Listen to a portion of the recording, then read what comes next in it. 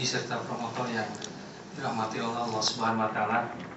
Selamat juga untuk Pak Asin, beberapa kali kita bertemu serta keluarga. Syukur alhamdulillah, saya kebetulan dari Laboratorium Genetika dan Kemuliaan di Fakultas Biologi UGM. Ada hal yang sangat menarik dalam kajian Bapak. Saya akan bertanya mungkin di 3 tahapan. Tahapan pertama adalah tahapan yang umum dulu. Saya ingin bertanya bahwa kita tahu di dalam syirah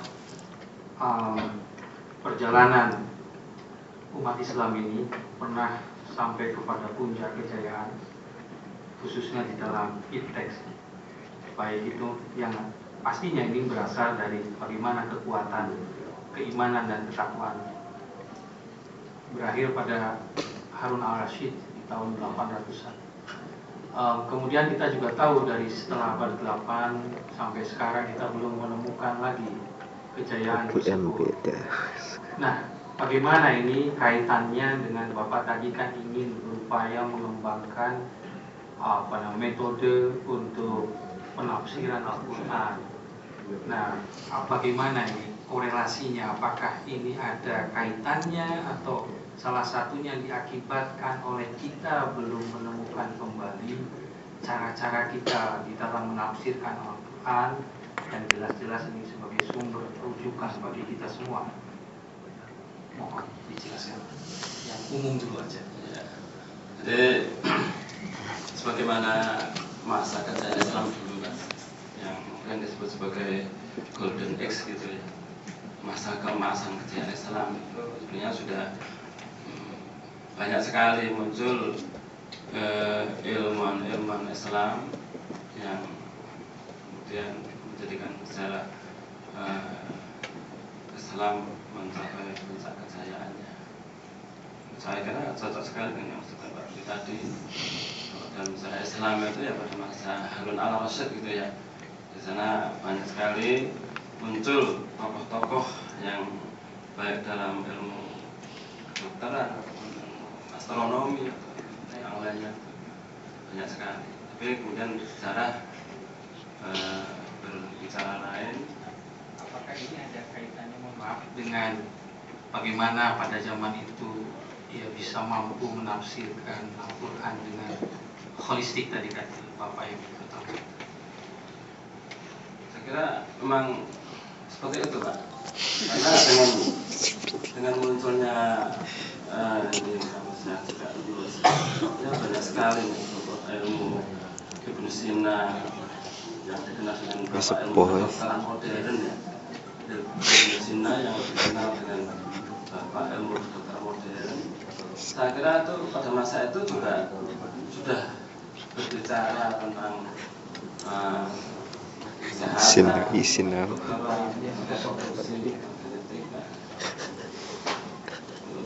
sampai puncak yang sangat luar biasa. Kemudian ada kitab Al-Hawithi dan kitab Dawi gitu ya, tentang kesehatan, pengobatan. Khususnya sudah sampai puncak yang luar biasa. Bayangkan saja kalau itu Al-Hawi itu menulisnya itu sudah sampai 30 jilid yang Pak Yudian udah siap merekam. luar biasa besar itu ya.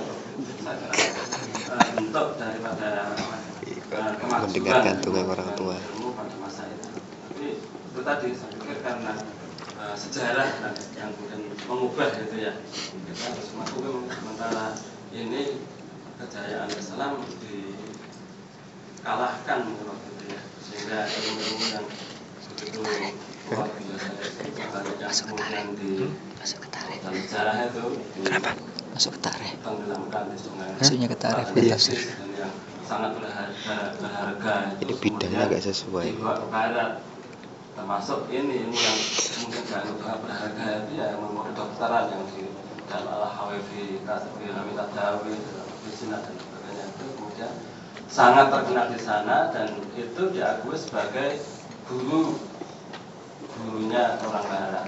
Karena itu saya pikir sudah selayaknya kemudian kita sekarang ini berupaya kembali mengambil ilmu yang sangat luar biasa itu, karena itu semuanya adalah ilmu yang ada dalam Al-Quran. Kita harus menghilangkan dikotomi antara ilmu agama dan ilmu sains gitu Pak. Baik Pak, ini tadi juga disampaikan bahwa kalau kita lihat yang juga cukup komprehensif di dalam menafsirkan sains yang kaitannya dengan Islam, itu juga bisa kita lihat di bagaimana tulisan Maurice Bucaille ya, di dalam bagaimana dia mampu menafsirkan dari segi pandang beliau. Baik, kita tahu bahwa beliau juga cukup komprehensif. Nah, kalau saya tanya, disertasi ini apakah bagian mana yang berbeda dengan pendekatan-pendekatan yang disampaikan oleh Maurice Bucaille di dalam menafsirkan Al-Quran? Yang saya kenal Maurice Bucaille bukan penafsir seperti itu ya. Ya. Dia ahli biologi yang mungkin juga ahli dalam bahasa Arab, kemudian dia sama kan membaca Al-Quran dan tafsir gitu ya, meneliti Al-Quran, sehingga menurut beliau ini ternyata apa yang disebut Al-Quran itu lebih komprehensif, lebih valid, lebih cocok dengan perkembangan ilmu sains gitu.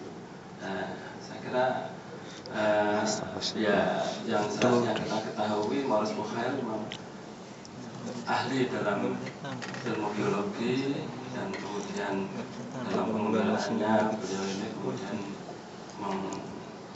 mengklarifikasi dengan ayat Al-Quran, dan di sana menemukan apa yang menjadi keahliannya itu ternyata sesuai dengan apa yang ada dalam. Nah, ini yang menarik karena beliau juga mengatakan sebenarnya ilmu genetika itu bukan ilmu baru ya, bahwa itu telah ditemukan dalam Al-Quran sangat jelas sekali, sehingga scientifically-nya baru kemudian dilakukan Mendel pada tahun 1895. Itu hanya rewriting saja, refounding, sebenarnya kan sudah ada basicnya. Nah, kaitannya dengan ini, maka saya ingin membawa Bapak, karena memang berbicara genetika, berbicara sekarang ke arah rekayasa genetika, ini sebuah hal yang mau tidak mau memang sedang in. Jadi Bapak mengangkat ini juga menurut saya ada korelasinya sebetulnya. Nah, bagaimana pandangan Bapak bahwa Al-Quran telah secara kafah membahas ini, terutama dari tadi yang disampaikan, baik itu kalau di level kami itu kan ada DNA dulu, kemudian itu ada di dalam fungsinya dia melakukan apa yang kita sebut sebagai gen. Kemudian dia disimpan di dalam sebuah tempat yang sangat kokoh sekali yang dinamakan kromosom. Bapak juga sedikit membahas tentang bagaimana itu genetic engineering.